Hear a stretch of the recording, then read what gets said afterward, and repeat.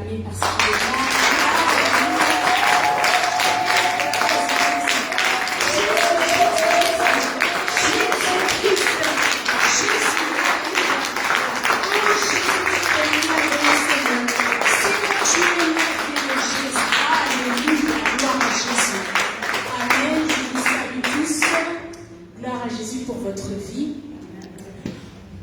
Vous allez demander au Seigneur, on va tous demander au Seigneur de nous parler. Aujourd'hui, c'est le dernier dimanche de l'année, alléluia, que le Seigneur nous parle, qu'il nous parle sur ce qu'on doit faire en cette fin d'année, qu'il nous parle sur ce qu'on doit faire l'année prochaine, qu'il nous parle au nom de Jésus-Christ. Seigneur, mon Dieu, je te rends grâce pour ces moments, mon Dieu, mon roi. C'est toi qui détiens les paroles de la vie, Jésus. Nous n'avons nulle part où aller si ce n'est dans ta présence pour écouter ta parole, Seigneur, mon Dieu. Parle-nous encore, Seigneur Jésus. Rassasie-nous encore, ô mon Dieu, ô mon roi. Viens désaltérer notre âme, ô Seigneur. Nous sommes comme une biche qui soupire, Seigneur, auprès des eaux, Seigneur mon Dieu, auprès des courants d'eau. Nous avons besoin de toi. Nous avons besoin que tu nous parles. Nous avons besoin que tu nous guides. Nous avons besoin que tu nous conduises. Nous avons besoin, Seigneur mon Dieu, mon roi, que tu nous corriges. Nous avons besoin que tu nous délivres. Nous avons besoin, Seigneur mon Dieu, mon roi, que tu viennes nous apaiser, nous consoler, Seigneur, par ta parole, par ton esprit, mon Dieu, mon roi. Je remets ces moments, je remets, Seigneur mon Dieu, ce culte entre tes mains, mon Dieu, que ton esprit seul parle, que ton esprit seul dispose nos cœurs, nos oreilles, Seigneur, nos esprits, que ton esprit, Seigneur, rappelle à notre esprit que nous sommes tes enfants, ô Jésus, dans le nom puissant et glorieux de Jésus-Christ. Je bénis ton serviteur, l'apôtre Francky Barras, Seigneur, pour sa vie, pour son ministère, pour l'huile qui coule sur sa tête, mon Dieu, au nom de Jésus-Christ. Amen. Alléluia. On va ouvrir nos Bibles dans le livre de Josué. Le livre de Josué, c'est après le livre de Deutéronome. Donc c'est juste après le Pentateuque dans l'Ancien Testament. Et on va aller au chapitre 2. Donc Josué 2, je vais lire donc du verset 1 au verset 4. Après on va aller au verset 17 et 18. Après on va aller au chapitre 6.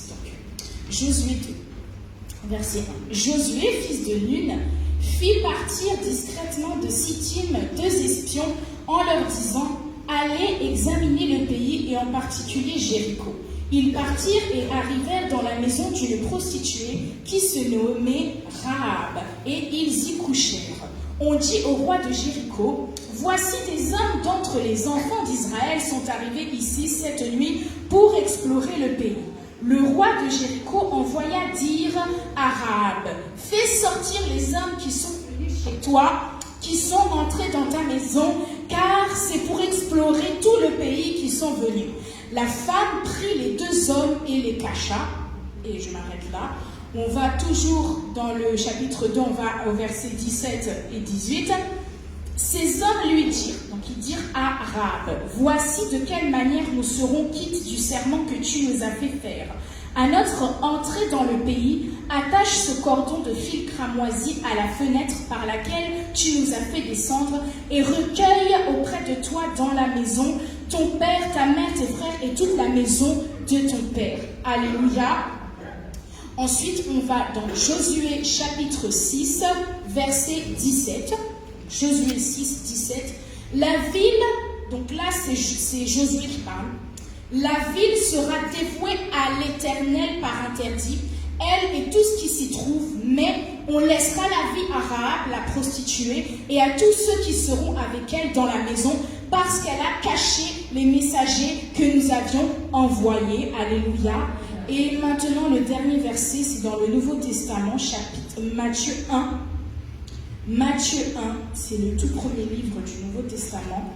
Matthieu 1, verset 5, il nous dit, Matthieu 1, 5 nous dit, Salmon engendra Boaz de Rahab, Boaz engendra Obed de Ruth, on va même continuer, Obed engendra Isaïe, Isaïe engendra David, le roi David engendra Salomon et de la femme d'Uri. Alléluia. Amen. Gloire à Jésus, vous pouvez vous rasseoir. Amen. Amen. Gloire à Jésus pour sa parole. Donc, nous avons lu brièvement le chapitre de Josué, le passage de Josué, brièvement parce qu'on n'a pas le temps de tout lire, mais en fait, pour vous résumer un peu l'histoire, Josué, c'était le successeur de Moïse. Donc, lorsque Moïse est mort, les enfants d'Israël n'étaient toujours pas arrivés à Canaan, dans la terre promise. Et il fallait donc que la mission se poursuive. Et c'est Josué qui a pris donc la charge de ramener les enfants d'Israël de retour à la maison à Canaan. Et le problème, c'est que sur leur chemin de retour, puisque ça faisait presque 500 ans que les enfants d'Israël n'étaient plus à Canaan, il y avait d'autres peuples qui s'étaient installés dans leur terre, dont les gens de Jéricho. Donc Jéricho, c'était une ville cananéenne, et cette ville-là devait être prise d'assaut, c'est-à-dire que Josué devait détruire cette ville-là, prendre le contrôle de cette ville-là pour pouvoir assurer la continuité de la mission et pour que les enfants d'Israël rentrent chez eux, une bonne fois pour toutes. Amen. Sauf que le problème, c'est que voilà, Jéricho, c'était une ville fortifiée, c'était une ville barricadée, et donc on ne pouvait pas y accéder directement. Il fallait faire preuve de malice, de certaines stratégies pour pouvoir y accéder. Et c'est pour ça que Josué va envoyer 2 espions pour aller espionner, pour aller tâter le terrain, pour voir un peu quelle tactique mettre en place pour que cette ville soit assaillie et que Josué puisse gagner. Et la Bible déclare que les 2 espions, ils sont arrivés chez quelqu'un à Jéricho. Et cette personne-là, elle s'appelait Rahab. Et cette personne, elle avait une particularité, c'était une prostituée. Alléluia. Et malgré le fait que ce soit une prostituée, cette femme a accepté d'aider ses espions. Elle ne les a pas aidés parce que c'était ses clients, non. Elle les a aidés parce que vous verrez chez vous qu'elle leur a dit ce qu'elle avait entendu du Dieu d'Israël. Elle avait entendu, les membres de sa famille, toute la ville de Jéricho avait entendu les prouesses, avait entendu les exploits que Dieu avait fait avec Israël, au temps de Pharaon et même dans le désert. Alléluia. Et donc cette femme, dès qu'elle a vu ces 2 espions, elle s'est dit non, je vais saisir ma chance, je vais saisir cette chance que Dieu me donne pour me sauver. Alléluia. Amen. Et mon thème du jour, c'est la mission de Rahab. Parce qu'en réalité, Rahab n'était pas une prostituée. Prostituée, c'était le statut qu'elle avait à ce moment-là de sa vie. Mais ça ne déterminait pas ce qu'elle était véritablement. Ce n'était pas sa nature. Sa nature n'était pas la prostitution. Amen. C'est comme pour nous, dans notre vie, on a pu pécher, on a pu être des prostituées d'une certaine manière. C'est-à-dire, on peut se retrouver sans abri. On peut peut-être à ce moment, aujourd'hui, il y a certaines personnes qui ne sont pas encore propriétaires, ils n'ont pas encore leur propre maison, ils vivent chez leur famille, ils n'ont pas de travail, ils n'ont pas de CDI, ils n'ont pas de mari, ils n'ont pas d'enfants, mais ça ne détermine pas ce qu'ils sont réellement. Et ça ne détermine pas que leur vie sera ainsi pour toujours. Alléluia. Amen. Parce qu'avant d'être prostituée, Rahab était la fille de quelqu'un. Peut-être qu'elle a commencé la prostitution à cause d'un événement. Elle avait peut-être besoin d'argent. Sa famille avait besoin d'argent. Donc elle a commencé à se prostituer. Mais elle était une reine, en fait. Alléluia. Elle était une reine. Malgré la prostitution, c'était une reine. Amen. C'était une étoile qui devait briller, qui devait se manifester au temps voulu par Dieu. Amen. Et c'est pour ça que je nous ai fait lire le chapitre 1 de Matthieu qui nous dit que Rahab, elle a épousé un roi qui s'appelle Salmon et elle a eu un fils qui s'appelle Boaz. Est-ce que quelqu'un connaît Boaz? On connaît tous Boaz. Donc Rahab, c'est la mère de Boaz, c'est la belle-mère de Ruth. C'est l'arrière-grand-mère de David. Alléluia. Donc cette femme prostituée, malgré la prostitution, elle était une reine. Elle était destinée à devenir reine quoi qu'il arrive. Alléluia. Nous sommes des étoiles, vous êtes des étoiles. Peu importe le vêtement sale que l'ennemi a mis sur vous, vous savez, une étoile, une lumière, même une lampe allumée, si vous mettez un drap par-dessus, il y aura toujours un rayon qui va sortir. Il y aura toujours un petit rayon qui va montrer que non, sous ce truc-là, il y a quelque chose qui brille. Alléluia. Et l'histoire de Rahab, c'est comme l'histoire de beaucoup de gens dans la Bible. Joseph, il n'était pas aimé de ses frères.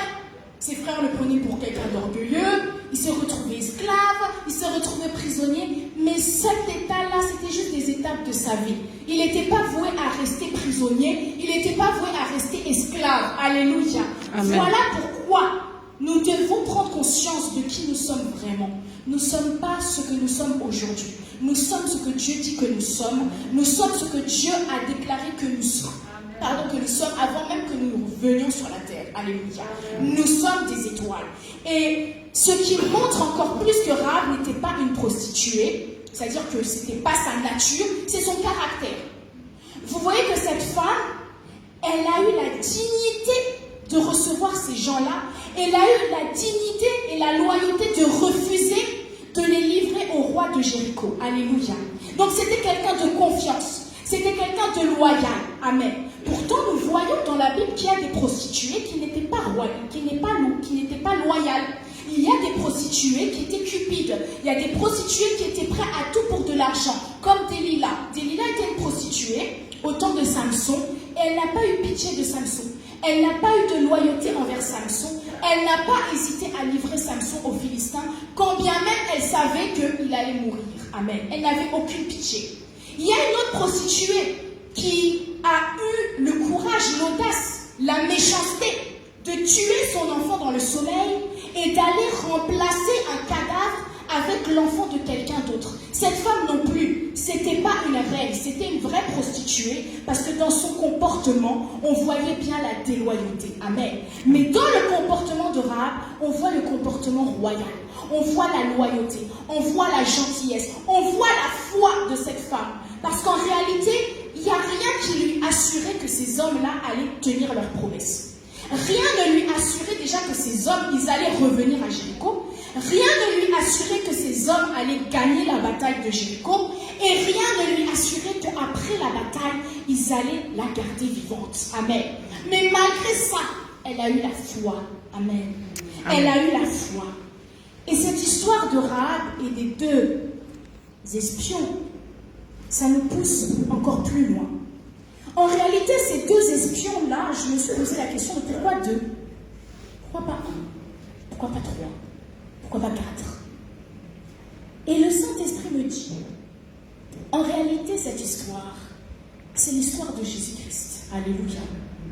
Rahab, la prostituée, c'est l'image du monde, c'est l'image des nations qui étaient rejetées, qui étaient impures, qui étaient loin de la face de Dieu et qui n'avaient aucune part au royaume de Dieu à cause du péché. Mais Jésus-Christ, qui est la parole et l'esprit, les deux espions, alléluia, est arrivé comme quelqu'un de... Il est arrivé en cachette. La première venue de Jésus-Christ sur la terre, c'était en cachette. Il est venu en tant que bébé, il est né dans une étable, il a grandi comme tout le monde. On ne pouvait pas imaginer que c'était lui le sauveur de l'humanité. Alléluia. Il était camouflé, il était caché. Il est venu tâter le terrain pour voir qui croirait en lui et qui le rejetterait. Alléluia. Mais parce que cette femme-là, parce que cette prostituée, parce que les nations qui n'avaient rien de bon aux yeux des hommes ont cru en Jésus, il les a sauvés. Alléluia. Les deux espions, c'est la parole et l'esprit. Lorsque la parole et l'esprit entrent en contact avec une personne, sa vie change, sa vie est chamboulée. Parce qu'il n'y a que dans la présence de Dieu, il n'y a que dans le contact de la parole et de l'esprit que notre vie change, que nous sommes réellement nés de nouveau, que nous sommes réellement de nouvelles créatures, que nous pouvons impacter, que nous pouvons influencer. Alléluia. Et la Bible déclare que ces deux personnes-là, ces deux espions, ils sont montés sur le toit pour se cacher. Lorsque le roi de Jéricho est arrivé, ils sont montés sur le toit pour se cacher. Alléluia. Et je me suis dit, mais pourquoi le toit? Pourquoi pas le sous-sol? Pourquoi pas une pièce dans la maison? Non. Ils devaient monter sur le toit. Parce que lorsque la parole et l'esprit montent sur ton toit, c'est qu'ils dominent ta vie. Lorsque quelqu'un est sur le toit, c'est comme lorsque le Seigneur a dit à Moïse de mettre le sang de l'agneau sur le linteau des portes. Le linteau d'une porte, c'est la tête de la porte. Yes. C'est ce qui soutient la porte. C'est une poutre qui soutient, c'est l'image de la tête. C'est l'image de la porte par laquelle le Seigneur entre pour dominer notre vie. Lorsque les gens sont sur des toits, ils dominent sur tout. Ils voient tout, ils contrôlent tout. Peut-être qu'on ne les voit pas, mais eux, ils voient tout. Et donc le Seigneur, lorsqu'il siège dans ta vie, peu importe les menaces du roi de Jéricho, le roi de Jéricho ne peut rien te faire parce que c'est Jésus-Christ qui règne, c'est Jésus-Christ qui domine. Alléluia. Amen. Amen, amen. Cette femme, c'est nous. C'est l'image de l'Église qui a reçu Jésus. Et la marque qui différenciait Rahab des autres maisons de Jéricho, c'était le linge cramoisi. Les espions lui ont dit, lorsque nous allons revenir, pour voir que c'est ta maison qu'on ne doit pas toucher, il faut que tu mettes un signe. Et ce signe, ce sera un vêtement rouge. Alléluia. Et le vêtement rouge, c'est l'image du sang de Jésus-Christ. C'est l'image de l'œuvre de la croix qui nous a sauvés, qui nous a distingués. Lorsque nous recevons Jésus-Christ comme Seigneur et Sauveur, nous avons sa marque. Nous avons le cramoisi en nous. Nous avons son sang en nous. Et voilà pourquoi nous sommes intouchables. Les démons, les sorciers, ils peuvent nous voir, mais ils ne peuvent pas nous toucher. Ils ne peuvent pas nous atteindre parce que le sang nous couvre, parce que le sang nous protège, parce que le sang est un bouclier. Alléluia. Peut-être que tu te vois comme quelqu'un de banal, mais je viens te dire que lorsqu'on va pour mettre ton nom chez les marabouts, le marabout lui-même, il va dire, je ne peux pas la toucher. Alléluia. Je ne peux pas la toucher. Amen. Parce qu'il y a le sang. Alléluia. Et Rahab, qu'est-ce qu'elle avait comme mission? Lorsque les espions sont repartis, ils ont pris du temps à revenir à Jéricho. Mais elle avait une seule mission. C'était de rassembler tous les membres de sa famille pour qu'ils soient dans la maison qui serait sauvée. Alléluia. Et ça, c'est l'image de la mission de l'Église au temps de la fin. Parce que le Seigneur va revenir, tout comme les espions sont revenus chercher Rahab. Alléluia. Le Seigneur reviendra conquérant chercher son Église. Et il viendra chercher ceux qui l'ont servi, ceux qui étaient sauvés et qui ont sauvé tous les membres de leur famille. Rahab est partie chercher son père, sa mère, ses frères, ses soeurs, son ami la boulangère, son ami le boucher, son ami le poissonnier. Elle les a évangélisés, elle leur a parlé de ces deux espions, elle leur a parlé de la part de Dieu, elle les a ramenés hors de Jéricho, dans sa maison, pour qu'ils puissent attendre le retour glorieux de Jésus. Notre mission en tant qu'enfant de Dieu, en tant que racheté, c'est d'aller sauver les autres et de les garder dans la présence de Dieu, de les garder autour de la table de Jésus, de les garder avec la bonne nourriture fraîche de Jésus, jusqu'à ce qu'ils reviennent. Et la Bible déclare que lorsqu'ils sont revenus, Josué va dire, on va tuer tout le monde, on va piller tout le monde. Il y aura de pitié pour personne, sauf pour Rahab et sa famille. Et c'est ce qui arrivera lorsque le Seigneur reviendra. Alléluia. Il va prendre son épouse. Il va prendre l'Église. Nous allons être kidnappés. Alléluia. Nous allons rentrer dans la gloire de Jésus juste avant que ce soit le chaos total pour Jéricho. Juste avant que ce soit le chaos total pour l'humanité. Alléluia. Amen. Voilà pourquoi notre mission, c'est de sauver. Notre mission, c'est de récupérer. Notre mission, c'est d'évangéliser. Et lorsque le Seigneur reviendra, nous rentrerons dans notre gloire. Lorsque Jéricho a été pris d'assaut, c'est là que Rahab a été épousé un roi, et que de ce roi est né Boaz et Ruth et compagnie. Alléluia. Nous sommes nés pour régner. Alléluia.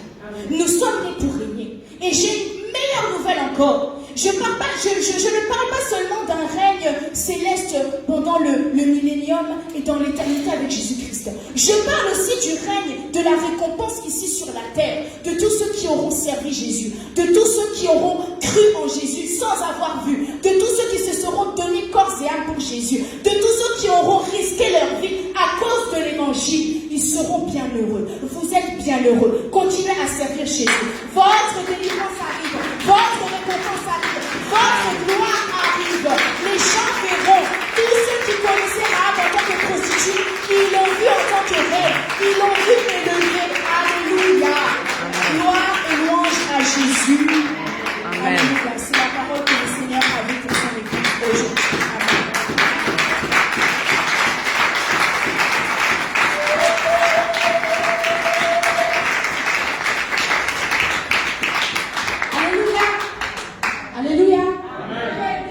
sont bénis.